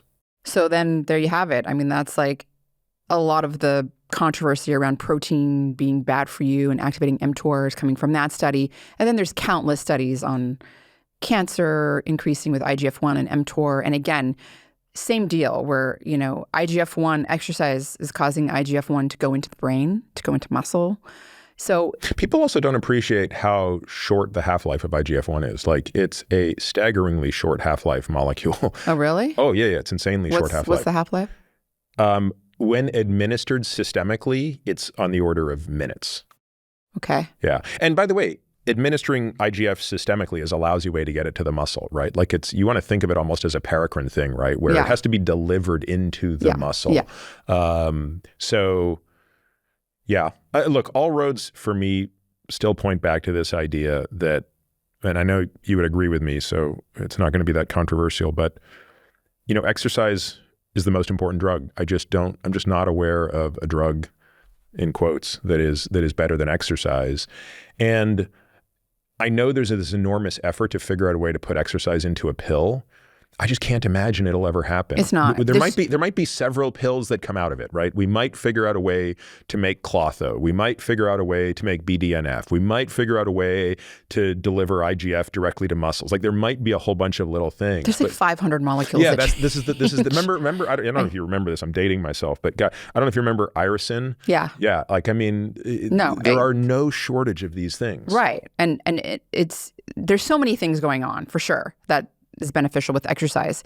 And just kind of bring it back to the protein, I think that they go hand in hand. Like, we're talking about being optimal, increasing our health span, increasing our lifespan, having a good quality of life. Then you're talking about having a higher protein intake to support your physical activity, period.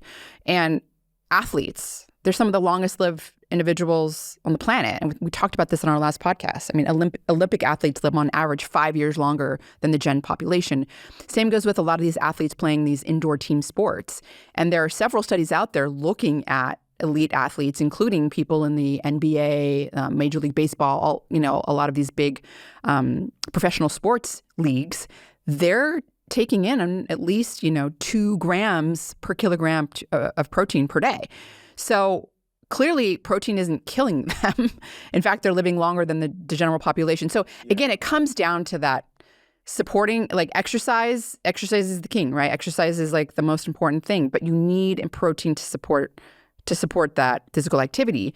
And so I don't understand why anyone's arguing about that. Like, what's the argument? Yeah, I'm despite all the flack I'm taking, I'm going to just defend this one and continue. And by the way, if new data emerge, I'm always happy to change my mind. I've changed my mind about so many things. It is absurd the number of things I've changed my mind on. I've changed my mind on GLP-1s. I've changed my mind on saunas. I mean, I can count the list of things I've changed my mind on over the past 10 years.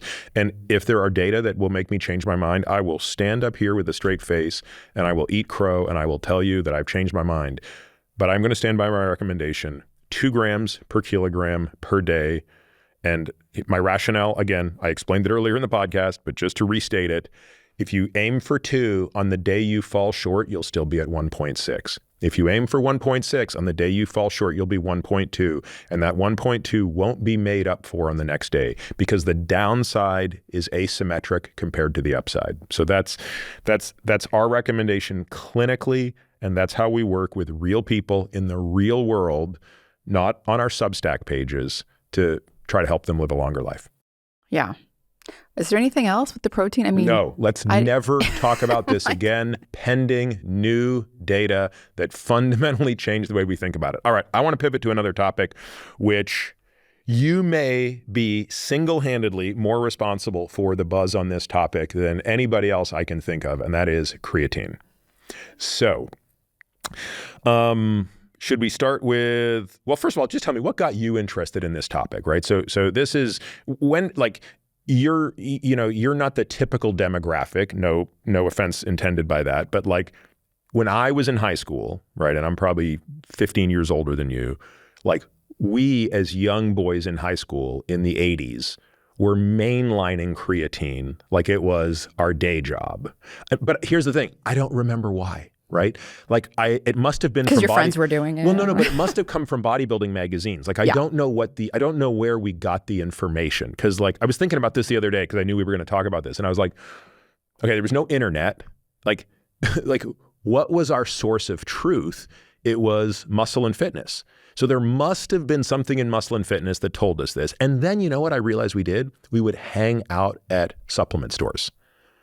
Like we'd literally go in and the supplement stores always had some big bro in baggy pants that tapered down to his feet, and he was barely wearing a shirt and he was yoked, and he was explaining to us, and we were like at the altar of this guy, and he was telling us there's creatine monohydrate and then there's like creatine phosphate. And at the time, everyone said creatine phosphate is better and you have to load 30 grams a day for 2 weeks.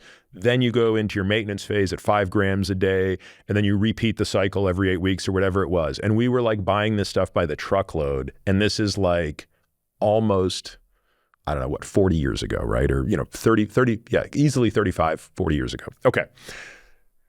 Fast forward, I don't know, a few years ago, we're paying attention to creatine again. Well, you just made a really important point, and I'll talk about my journey in a minute, and that is, it's one of the most well-studied sports-related supplements ever, right? I mean, there's just decades and decades of research out there on creatine. A lot of it has to do with muscle. We'll talk about, the brain, which is sort of my interest. But I mean, it's one of the tried and true. I mean, it's safe. I don't know that there's any other sports supplement out there that's as safe as creatine. I don't think there is. So that's an important point, right? My journey with it began with my obsession with increasing my resistance training after... Like your performance or your hypertrophy or your recovery, what specifically? Everything that we talked about in the first half of this episode, where I realized that I was so focused on endurance training for long-term health, for brain health, that I sort of neglected my muscle mass and thinking about how important muscle mass was for long-term health. And you've chronicled this pretty well on your social media. You've got videos of you deadlifting, like you're really embracing this. Yes, now. yes. Yeah, awesome. So this is, after having a couple of experts on, and just when I have an expert on, I read the literature voraciously. Like I just dive in and I want to be in it, right? And it's part of the fun. I love it, right? I get to learn all this new material that I'm interested in. And so I finally realized that I wasn't doing enough training, resistance training. And so I I have a personal trainer now. I'm doing resistance type training. I do like a CrossFit type training for at least 3 hours a week I'm doing now. It started out, I was doing like 30 minutes a week. So I've gone from 30 minutes to like 3 hours a week. Big difference, right? And that's when I became really interested in creatine, where it was like, okay, I know this one supplement is obviously like shown to benefit people that are working out. I didn't know why everything until I got into the literature, but that's kind of what got my interest into creatine. So I started supplementing with, well, let's talk about creatine, right? So creatine, most people know, creatine is stored in our skeletal muscle as creatine phosphate. And it's essentially used to rapidly recycle ATP, adenosine triphosphate. This is the major energy currency in our cells. And so creatine phosphate is able to help rapidly recycle that so you can make energy quicker. Very relevant for a lot of scenarios, including high-intensity interval training, resistance training, even endurance training, because it decreases recovery time because you're recycling that ATP. So it's really relevant for a lot of scenarios. And we do make creatine endogenously. That's another thing where it's like, okay, this is a molecule that we make in our body. It's not like a dangerous thing that I'm really scared of.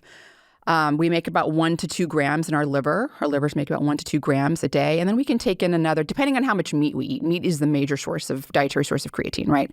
So vegetarians 100% rely only on their 1 to 2 grams a day.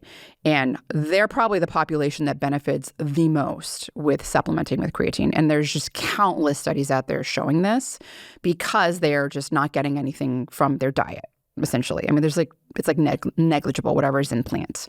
Does the type of meat matter? Does fish versus beef versus chicken? I would imagine there are differences. Yes, there are. There are differences. Like beef would be the most. Yeah. Okay. And it's probably why people on a carnivore diet, they just get so like jacked, right? They're getting the creatine, they're getting the protein, and they're working out, and it's like this combination, right? They're just getting so much. And do you have a sense of if you eat a 12-ounce steak, how many grams of creatine would you get in there?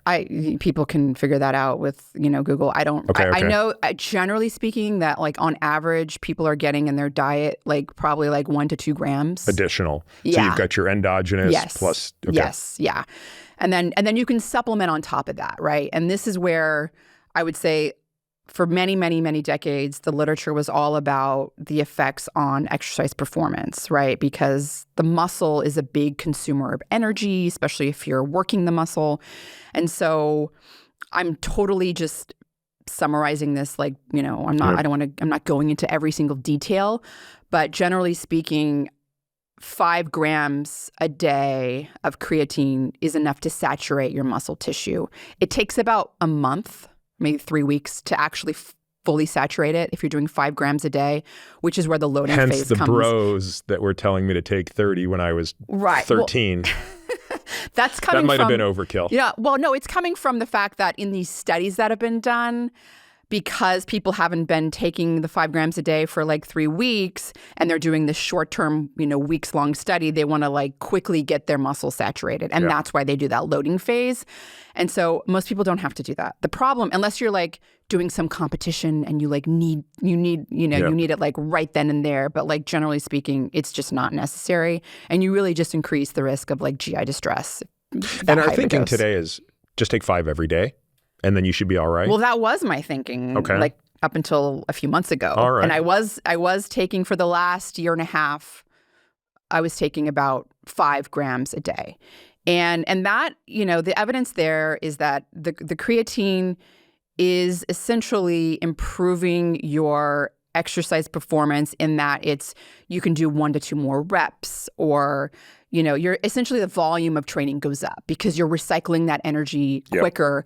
You're able to do more. And that is why you then get gains in muscle mass and strength. It's not like the creatine itself is acting like protein, right? It's not increasing muscle protein synthesis if you're just a couch potato. Yep. You have to do the work. You have to do the work, right? And the reason that you do increase the muscle mass and strength is because you're able to do more work, right? And so and it's pretty obvious. Like anyone that, for me, with my CrossFit, it really is useful because there's a lot of explosive like training, a lot of HIIT.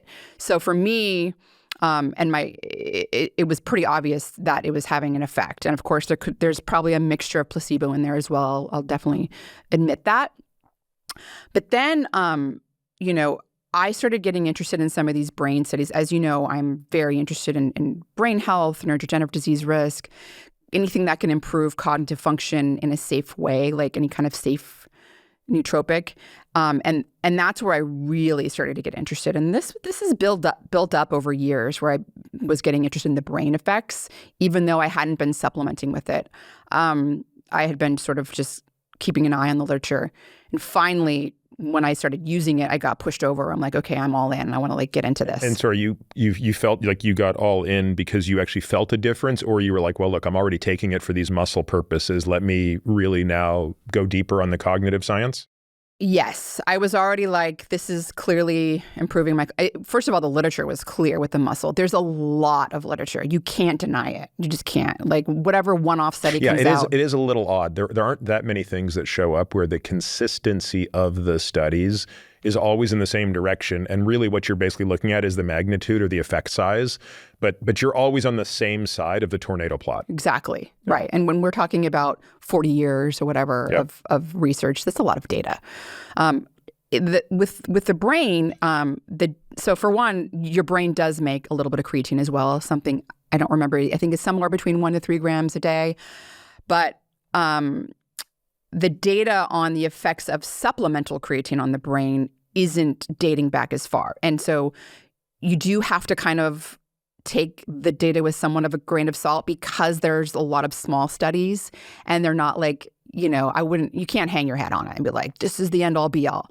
However, I feel like as more data is going to come out, I'm pretty certain that it's And let's talk about some of the measurements, because I think one of the advantages of studying the effects of creatine on physical performance is we have really good objective measurements that you can demonstrate in a short period of time. You could do a 12-week study, and in just 12 weeks, you could objectively, unambiguously determine if there was hypertrophy and if there was an increase in performance. Right. How do we do that on the cognitive side? Right. What are the data that you've been looking at that have given you an increasing level of confidence? Okay, well, first, let's talk about dose, because that's important. And I think that was where initially when researchers were looking into the effects of creatine on the brain, the 5 grams a day didn't seem to be doing anything in terms of getting creatine into the brain.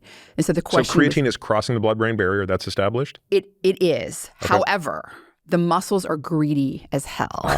Those lovely greedy muscles. Yeah, the greedy muscles. And so when you're taking in up to about 5 grams of creatine, they're consuming it. They're taking their share. Especially if you're training. If you're training, it's yeah, exactly. But even if you're not training, it's still going to muscle. But yes, especially if you're training. And so there was a German study that was published a few years back that did dose-dependent effect and looked at creatine levels in certain brain regions. And that study... So, naive question. Are they using an isotope? Are they labeling the creatine? I believe they were using an isotope. They're not using CSF levels or anything? I believe it was an isotope. Okay. But don't hold me to it, because, I don't remember exactly. You need more creatine. I know. But the 10 grams was where creatine was not rate limited. It was, yeah, exactly. Now you were increasing levels of creatine in the brain. Pretty sure it was isotope labeled. So essentially 10 grams. Double it. Yeah. You have to double that.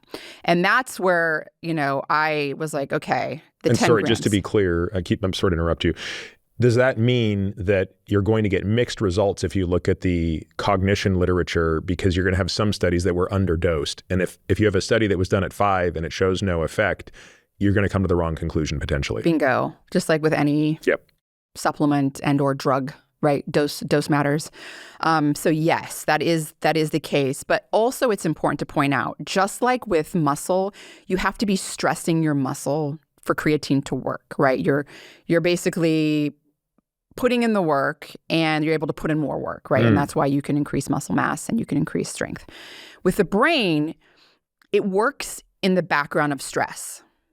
And what I mean by stress is sleep deprivation, psychological stress, like you have an exam, marital, whatever psychological stress, emotional stress, sleep deprivation is a big one, neurodegenerative disease, or anything that's compromising brain function, right?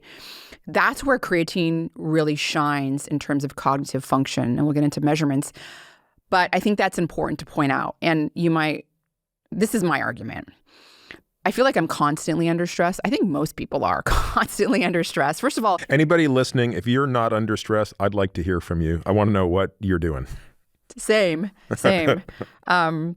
But yeah, so I mean, like even just like diving into the scientific literature, like what we do every day, learning, that is the stress, right? That's the brain consumes a lot of energy as well, right? It's 20% of our total 20%, caloric intake goes to an organ that weighs less than 2% of your body weight. It is the most insane statistic of the human body. Totally, which is why it makes sense that giving your brain extra creatine, which can recycle that energy quicker, would help, particularly in the background of when you're using more of that energy, right? Like if energy is being triaged to whatever stress and the hormones and the whatever's going on, fill in the blank. And so the studies that typically are looking at the effects of creatine on cognitive function are looking at like processing speed. They're looking at a battery of tests that are, typical of any, fill in the blank supplement or treatment that is either going to improve cognitive function, memory being another one, right? Processing speed's a big one too, I would say, that creatine's been shown to improve. But again, really it's in the background of stress, whether that's stress being aging, so older adults. So aging is kind of a stress, right? Brain aging. So older adults seem to benefit from taking exogenous creatine or supplemental creatine. And people that are sleep deprived, that's another one. That's a really big one. In fact, there's been a few studies that have shown people that are sleep deprived, if you give them, this was on a per kilogram body weight basis. So I think total, it was like 20 to 25 grams of creatine that were given just based on their body weight. But if they were sleep deprived and given that creatine, not only did the cognitive deficits that usually occur when you're sleep deprived not occur, but their cognitive processing speed was improved more than baseline. Now, this is a small study. It's like you could, if you, Peter, were to go to the study and look at this, you'd be like, this is a small study. We got, and I agree. We can't just hang our hat on this one study. Who's doing these studies? Because there can't really be any financial incentive to do them, right? Creatine is ubiquitous. There's no IP around it. I want to talk a little bit about CreaPure and some of the actual help. I want to give people some advice on how to go buy creatine, because if you go to Amazon, it's like, which one do I buy? But who's sort of taken the mantle on trying to understand this? Because it is an important question. And if you've got something that's insanely cheap, completely safe, has other benefits in the body anyway, and all we're really trying to figure out is, hey, should we all just be doubling our dose from 5 to 10? It'd be great to quantify the effect size and stratify patients that we need to be reaching out to. Because again, not everybody listening to us is doing this anyway. And it's just one more thing to ask somebody to do, which comes at a cost, right? There's a psychic cost to just asking people to do more stuff. And it's one more thing you got to do. So it'd just be, again, this is like low-hanging fruit in the world of biomedical research. It is. And, like Darren Kandow is someone who he's getting into the brain stuff. He's been doing, I think there's quite a few people that have been doing muscle research who are now, it's opening doors for them where they're like collaborating and they're kind of reaching out to like people that are, doing more neuroscience and it's kind of exploded. This has got like Dom D'Agostino's name written all over it, right?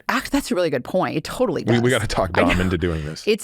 So there was like a pilot study that came out, and these are researchers that I don't know necessarily, and some of them are pretty junior, but there was one that came out with people with Alzheimer's disease, and they were given 20 grams of creatine, and it improved cognitive function in these patients with Alzheimer's disease. And I think there was also placebo control as well. And then they took those same patients and then had them exercise and improved strength and improved, lean body mass. See, I'm just going to be skeptical that I still think that the name of the game is prevention, right? Like where I'm most interested. And of course, that's the hardest thing to study. But when we think about the energy crisis that is happening in a brain with Alzheimer's disease, and while there are, I think you and I would agree, there are probably many paths towards AD, right? There are inflammatory paths, there are lipid-mediated and vascular paths, and then there are sort of these more metabolic paths. But when you take that individual who is most susceptible to the metabolic path towards dementia, and 10 years earlier or 20 years earlier, you're giving them a substrate that is augmenting ATP creation.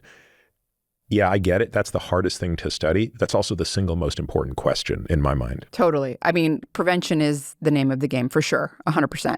Unfortunately, there's a lot of people's parents out there that have it right now because they missed the boat on prevention, right?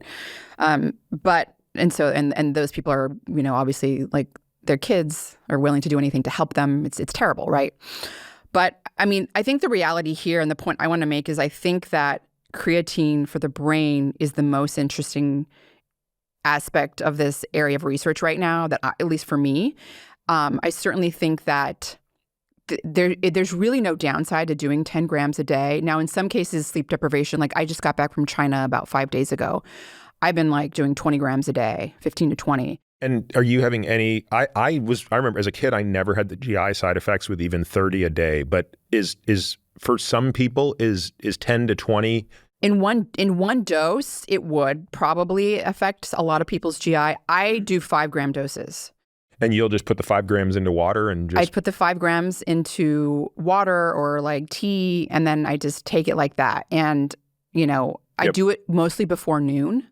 So I like to take it in the morning because like I said, I don't know if this is placebo, but I don't get sleepy in the afternoon anymore. If I only get 5 grams, I get the sleepiness. Now, again, it could be complete like bias, and who cares if it's not like if the placebo's working for you, it's take working, it exactly because it's physiologic, right? I mean, it's a biological mechanism that's working for me. And if you listen to this episode and it works for you, that's great because there's really no downside. And in fact, I think we're going to get more and more evidence out there that it's going to be beneficial, and 10 grams is going to be the new baseline. 5 grams. Yeah, it's going to be the new baseline. But if you aren't in this state of jet lag, 10 grams per day, you do 2 shots of 5 and you're feeling great. That's what I do. 10 grams a day. Let's talk a little bit about brands. Are most of the companies out there that are otherwise very reputable in making supplements? So whether that be Thorne, Momentous, like I've lost track of all the names of the companies out there that make supplements, but there are a handful of like supplement companies that actually really seem to be credible. Do you have any difference between them? Do you always look to make sure that CreaPure is the active ingredient within it, or does it matter? I don't. I think the most important thing is that it's creatine monohydrate. Yep. The reason people like CreaPure is because it's like pure. Mm-hmm. But what I like even more than that is NSF certification, because there's rigorous testing to make sure there's no like lead contamination and these like heavy metals and things that sort of hitchhike on a lot of these supplements. And so I personally, that's what I look for. I mean, I think CreaPure is great too. I don't know if that, depending on whatever brand, is using CreaPure. Yeah, lots of brands are using it. So NSF is what I look for. I use the Thorne. And there's no reason you can't have both, right? You could have CreaPure in an NSF certified product. Totally, for sure. One thing I want to call out that one of the members of my team was sharing with me yesterday, apparently there are a whole bunch of creatine gummy products out there. And for the obvious reason, they're very popular. But there was a third-party test. Well, why don't you tell what they discovered? Yeah. I mean, it was essentially, there was third-party testing looking at actually quantifying the levels of creatine monohydrate in these gummies, and there was essentially none in 95% of them. I mean, and that does, I think, translate to gummies in general. I've talked to vitamin manufacturers, and they've said it is incredibly challenging to get an active ingredient into a gummy, and you're heating it up. So there's the heat component that's degrading things. So gummies unless you can find a third-party tested gummy that actually has the amount of creatine monohydrate in it that says on the nutrition facts label, I would avoid a gummy. Yeah, and also the thing about this whole gummy craze that drives me bananas is you have to ask the question, how many gummies do I need to eat? So look at the chalky white creatine powder. Look at what 5 grams looks like and ask yourself, how many gummies would I need to put this into such that they would be palatable? And then the question is, do I really want that many gummy bears? Like, what am I doing to my teeth? Yeah, what else is in the gummy? How much sugar do I need to eat that's totally unnecessary? Like, if I'm going to have sugar, let it be good. Give me a nice piece of chocolate, right? Like, give me a piece of carrot cake. I'm not going to squander my sugar calories on gummy bears that are not even giving me creatine. Don't eat the gummy. Like, you need the powder. Like, thanks for bringing that, because also capsules, you're going to have to take so many capsules to get, like, I say the 10 grams or even the 5 if you're just looking for the muscle effects. Like, you're just going to have to take a lot of capsules. And so that's also an important point.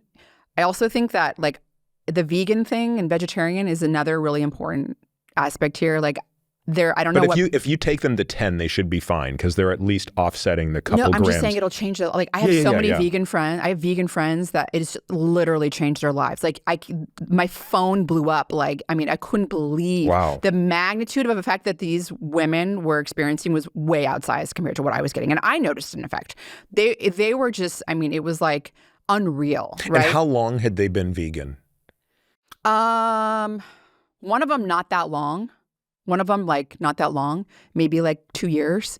But the other one just, like, you know, most of her decade. life. Yeah. Like, and so I'd be interested. The one who had been vegan for 2 years, like, when she all of a sudden got creatine back, I wonder if that was a short enough period of time that she was like, oh my God, this is what I used to feel like just 2 years ago, or there's probably too many confounding variables. She's always kind of calorically restricted too, and I don't know how much protein she was really eating when she wasn't. Yeah, but that's a good question. Talk to me about kids. So my daughter is 17. She's really training hard. I mean, she runs cross country, she does track, she's in the weight room. Is she too young? Should she be taking creatine? Yes. There's studies out there on kids. And so, like, children, like, younger than 17 that are doing, like, soccer. So my boys who are very active in sports. Okay, how much? It's, if I remember correctly, it's like 0.1 grams per kilogram body weight. I give my son like 2.5 grams. Okay. And again, there's studies out there that it improves. Agility is a big one, and speed. So a lot of these studies were done more like an endurance, like, because kids aren't like lifting weights, but so it improves like agility and speed. And would you, for my daughter, give her 5? Yeah. Of course. She's also, tall too. She's studying hard. Like, does she just need the full 10? Exactly. Good question, because she is almost an adult, right? I mean, I think she's done growing. If it were me, I would do 10. All right. If it was my daughter. There's actually some studies that have been done in college students who are undergoing, like, taking a test and stuff. And of course, you're sleep deprived when you're studying for the test, and the creatine improves test scores. So I'm all in on the creatine. My creatine budget, literally the household creatine budget, just went up by 4x. It's same happened to me, like, like 6 months ago or so. But there's the harm that people, like, claim. It's unfounded. Like the kidney problems, like it doesn't cause. First of all, as a physician, you know what the problem is. People are looking at creatinine. If you're supplementing with creatine, you got to tell your physician. Well, the other thing is, physicians listening to this, please make this another reason to just look at cystatin C, please. I'm sure the test costs an extra $1. It's worth it. Cystatin C is a far more accurate way to measure and estimate GFR, and you don't have this problem of getting the confounded creatine levels increased. I know we have to get you out the door relatively soon because you were giving a talk today, but if we have a little bit more time, I want to talk something about a topic that is near and dear to both of our hearts, which is temperature. You know my journey on the sauna train, right? I was probably the biggest sauna skeptic for many years. Not because I didn't love it. I've always loved a sauna. I just had a hard time believing that the data were causal, right? I was just like, there's too much healthy user bias in here. But, over the last 5 years, as I've looked closer and closer at the data, while I can't comment on the effect size, I think it's very difficult to comment on the effect size from all the epidemiology. It's very difficult for me to believe that there isn't a positive effect in terms of at least cardiovascular disease and dementia. So those are my priors. My priors are, I'm now in a place where I actually view sauna as an intervention that can help an individual reduce their risk. And for me personally, because I don't really worry about cardiovascular disease anymore, it's so easy to manage the risk around that otherwise. But dementia is a very difficult risk to manage because there's fewer things we understand about the causal pathways to get there than we do ASCVD. So in many ways, I'm in the sauna, not just because I enjoy it, not just because it's a wonderful social opportunity to be with your spouse, if that's how you choose to do it, but because I'm also banking a little bit on, hey, I want to get some benefit to my brain. So tell us where you are currently, because you're one of the people who I think keeps up with this literature more than anybody. So tell us if anything has changed in your mind one way or the other, both in increasing confidence, decreasing confidence, just update us on where you are. Yeah. I am still a huge proponent of using deliberate heat exposure to improve your health, both cardiovascular and brain.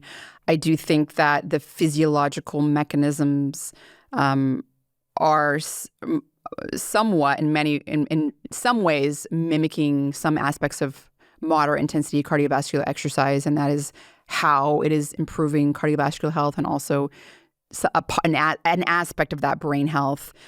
Cardiorespiratory fitness, that's been shown. There's been not only like observational data, but there's been intervention studies looking at endurance, getting someone on a stationary cycle and then adding the sauna on top of that. And VO2 max improvements were greater in individuals that are also doing the sauna right after their training. So anything that improves cardiovascular health is going to improve brain health.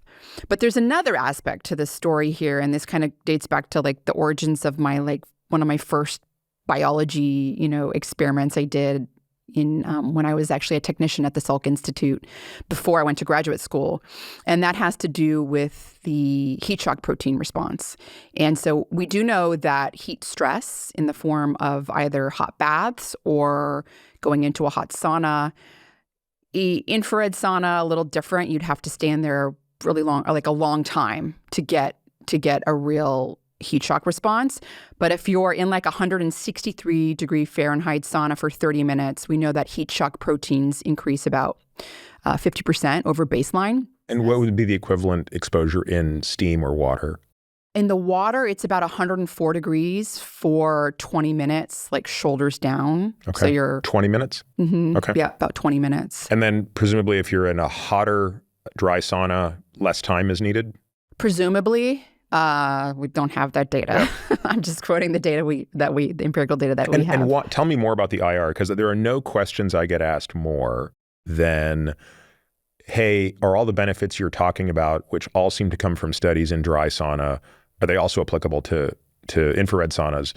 To which the only data I can find is if you're using infrared, you actually have to rely on the change in skin temperature to know you've hit whereas in dry sauna, we can look at time and temperature and humidity, right? Like if I know the temperature of the sauna, the humidity of the sauna, and then the duration that you're in there, I know how to measure the effect size. We can't do that in IR. So we looked at some data that looked at basically thermal skin change. And I can't remember the number, so I don't want to get it wrong. It was either 5 or 8 degree increase in skin temperature was necessary to produce similar benefits. What do you know about this? Not that. I don't know specifically about that, but I do know most of the studies that have been done comparing, and there have not been many, maybe 3 or 4 that I can think of. They have compared a regular hot sauna to infrared sauna at the same amount of time. So in other words, the dose is the same. Obviously, the temperature difference is pretty vast. Depending on the study, the hot sauna could be, 160 or it could be 175 or 180. And the infrared is like 140 or something like that, right? So a lot of variation in terms of, the temperature of the saunas. If you're looking at, in fact, there's like one study, like the title is something like infrared saunas or like does not mimic cardiovascular effects of exercise or something like that. And that's because at the given dose, right? If you're just doing like 20 or 30 minutes, it's not going to be the same. Like your heart rate doesn't go up as much. You don't feel as hot because the temperature is not as hot. Now you will sweat based on a different mechanism. But as far as my take of the literature, it's pretty clear to me that infrared saunas, if you want it to mimic the cardiovascular exercise response, you might have to double that. You might have to double. Yeah. So rather than spending 20 minutes in a 175 degree, 180 degree sauna, you're going to spend 40 minutes. Wow. Right? Yeah. So you're giving up your time if that's the kind of sauna that you either have or enjoy. Because if you do, and I've been in infrared saunas many times, if you stay in long enough, like you get that, you feel hot and you feel that like heart rate going up just like you do when you're in a hot sauna. It just takes a lot longer. Now I know you've had Dr. Ashley Mason on your podcast. She's been on my podcast as well. We collaborate. Isn't she awesome? She's awesome. Just love her. She's awesome. And we collaborate on a variety of sauna studies. She wears a lot of hats.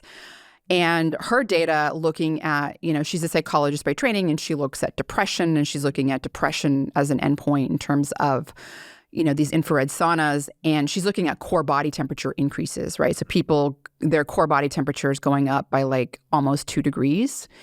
And in that case, I mean, she's got them in an infrared sauna for like 85 minutes. They're in there a long time, and they are getting hot. And she'll talk about it. She's got assistants that are cooling them down on their head because it's a head out infrared sauna. It's basically like a bed. Anyways, that's a whole other area looking at the effects on mental health. And this actually stems from her mentor, Dr. Charles Raison, who I had on the podcast many years ago. He did this like really phenomenal pilot study looking at, it was a kind of funny, it's called hyperthermia. So like you're inducing hyperthermia, right? Yeah. And there's like this funny chamber where it's increasing your core body temperature. But Ashley's not using that anymore. She's established the heat bed as a safe And what way. do you think is the role of the head being hot? So when I am in our sauna, which is a dry sauna, I think, and I'll run it pretty hot. I mean, I'll run it above like at least 190. Okay.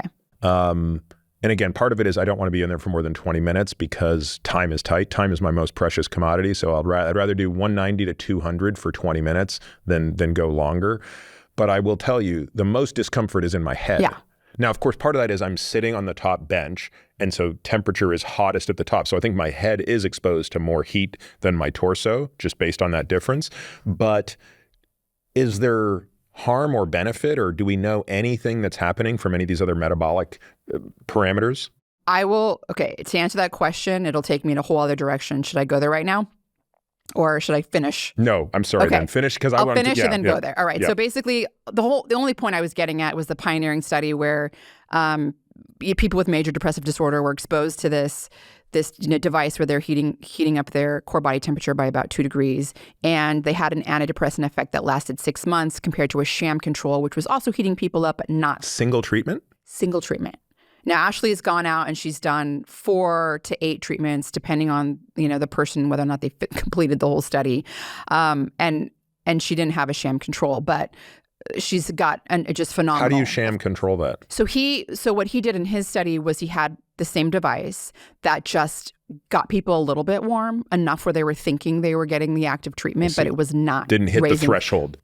Raising their core body temperature by 2 degrees. It was a phenomenal study. And this is, by the way, Peter, what got me interested in the sauna back in like 2008 when I started doing it like every day was I lived across the street from a YMCA, and I was going into the sauna in the morning. It was freezing in Tennessee, and I was going to the sauna in the morning before I would go into the lab to do my experiments. And I was going every single morning and staying in a long time because I was like, I'm like, go hard, go home kind of thing. And I loved the heat. And it was incredible the effect it was having on my mental health and my ability to deal with stress and anxiety. So much that I was like, this is insane. What's going on? Nothing has changed other than I'm going to the sauna every day before I go and do all my failed experiments. And that's kind of what got me into the whole sauna, was actually the effect on my mental health. So it's kind of fun to go full circle and team up with Ashley on some of this research as well. And she's amazing, by the way. And she's got some new studies coming out that are really in this whole field of sauna depression. I think just she's opening the door. So that said, the effect on the head, and if you think about like hot tubs, jacuzzis, right? We're all sitting with our head out as well, right? Mm-hmm. We're in there, and it's a good question, because I agree with you. When I'm in a hot sauna and I'm also on the top, and it's like the same deal, I want to get out in 20 minutes. If I stay in too long, I will get a headache. And I know my threshold now. I know the temperature and the duration and the amount of water and all the, like, I know all those variables. Isn't it amazing how much water you can drink in a sauna? Like I know. I worry I'm going to get hyponatremia. I'm like, you got to slow this down now. So the interesting thing is that talking about dementia risk, I talked about heat shock proteins, and I kind of didn't even, I like went off on this tangent, sorry. But the heat shock proteins, what they do is they prevent proteins from misfolding and forming aggregates, right? And so, it's obviously when you're getting into a hot sauna, you are denaturing some proteins. And so your heat shock proteins are a stress response that's activated to help with the proper folding of those proteins that were kind of denatured somewhat from the heat that you were exposing yourself to. Well, it turns out the heat shock proteins stay active for a long time. And so they end up having this like effect where you're now just improving the folding of proteins in general, even after you're out of the hot sauna, right? So there's a lot of animal studies that have been done. I did a lot of studies in worms like many, many years ago where you can take amyloid beta 42, inject it into a worm muscle tissue, and then activate heat shock proteins, and it like prevents the aggregation and it prevents the muscle sort of paralysis that occurs in these worms. Animal studies have been done looking at amyloid beta and heat shock proteins in Alzheimer's disease. Again, it's having a protective effect. Now, is that the whole story? No. The cardiovascular effects are also important for brain health, in my opinion, right? You know the data coming out of Dr. Jari Laukkanen's lab showing that dementia and Alzheimer's disease risk is 66% lower in people that are using the sauna 4 to 7 times per week versus just 1 time a week. Of course, all and that was at 179 degrees or greater for 20 minutes or greater, right? Yeah, like 175 or 179 exactly for 20 minutes. Now, here's where your question comes in, and that is like, what about the head? And there was another study out of Finland. It was not Jari's lab. It was another professor that I'm not aware of. But this study looked at sauna use and dementia risk, and then it stratified the data based on temperature. And it was protective again. People that are using the sauna, again, they're getting a protective effect against dementia. But when people were going extreme, so if they're going above 200 degrees Fahrenheit, and they're on average, it was like if they're getting to like 212, people do this, by the way. This is like, you can go on Instagram and see it's not an uncommon thing. Their dementia risk was actually increased with that temperature where it was like really hot. And my concern is the head at that high of a temperature. I've started wearing one of those sauna hats. The sauna hats. Yeah. And again, I don't know why it works. Do you? It's not logical to me why it's hurting. Why it's helping, rather. I don't know. It does seem to help. I mean, it shields probably some of the heat that you're being exposed to, right? Because there's got to be like ambient. But the fact that that's a net benefit, because it's also got to be preventing you from dissipating heat. But clearly, what it's preventing coming in exceeds what. But it makes such a difference. These cultures in like Finland, I've also dialed mine down a little bit. I used to be consistently going to at least 200, and now I'm like, you know what? Honestly, like 185 to 190 is good enough. I'm 180. I do 180. And my wife is going to be very happy if we dial it down to 180 because she's more. She seems more sensitive to the heat than I am. I'm more sensitive to the heat than my husband is as well. I wonder if there's some kind of sex thing where, if it's definitely like I'm more sensitive to it. So that's great. But this is important. So you really think that we could even dial it to 180? Absolutely. And just totally get the same benefit. I mean, the data is showing that. Yeah, I know. I just, you know me, more is better. More is better. I mean, not just you. It's a common, it's like go hard, go home, right? But I do think we're talking about a type of stress here, right? Yeah, and you have to get it hormetically correct. Exactly. That's I don't know that the 212, and I hope people that are out there doing the 212 are like listening to this because it's too hot. There's no need for it. There's no evidence you're getting added benefit. And if anything, there's potential benefit, potential risk that you're getting. Exactly. Potential risk downside. I don't, that's just one study. Yeah. But it's enough to make me go, I don't there's no data showing we need that. So why are we doing that? Rhonda, I know you got to go, but I want to end with just one question and topic, which is what year did you launch your podcast? I launched it in 2014. So here we are, we're 11 years in. You are the OG in this space. You have an incredible podcast. Are you still enjoying it? And what are you most excited about? I love doing the podcast. I don't do it every week like some people. I like to find the guests that I'm really interested in learning from. What I love the most is I've always learned more from the conversations I would have with my colleagues or professors than I would from reading a paper. And now I get to do that for a living, where I'm just having like these superstars on my podcast, and I get to like learn so much from, I read their papers first, but I also, I learn so much from the conversation, and then people get to like benefit from it, right? I mean, it's so rewarding. So I get to like itch my own, or scratch my own itch. And then I also get to like help people. Well, I just want to make sure that everybody listening kind of understands your place in the podcast landscape, which is I've talked about one of my favorite podcasts, probably my favorite podcast, or one of my two favorite podcasts in the world is called Acquired. So Acquired is a podcast about companies, great companies, and what makes them great. And the hosts of that, Ben Gilbert and David Rosenthal, they only put out one a month on average. But the reason is the amount of work that they have to put into the preparation is insane. And I've gotten to know Ben especially, and I think Ben is putting at least 120 hours of preparation into each podcast, and therefore you can only do one a month, and it shows. So in many ways, I think of you as the Acquired podcast version in our space, which is just the breadth and the depth of what you're doing is awesome. It's such a treat, and it's always quality over quantity. And yeah, I'm sure if you could put out one a week, you would. But the reality is, you wouldn't be able to put in the quality if you were trying to bang one of these things out a week. And so anyway, I'm glad to hear you're still loving it. And it's hard to believe how fast time has gone. I remember being on your podcast in 2014.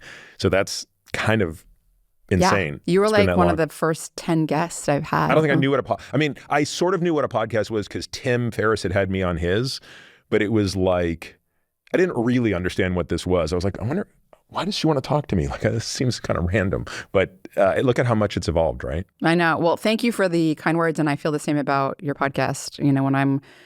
When I'm looking for information that I know I can trust, it's always like, I'm like, Peter, what's Peter?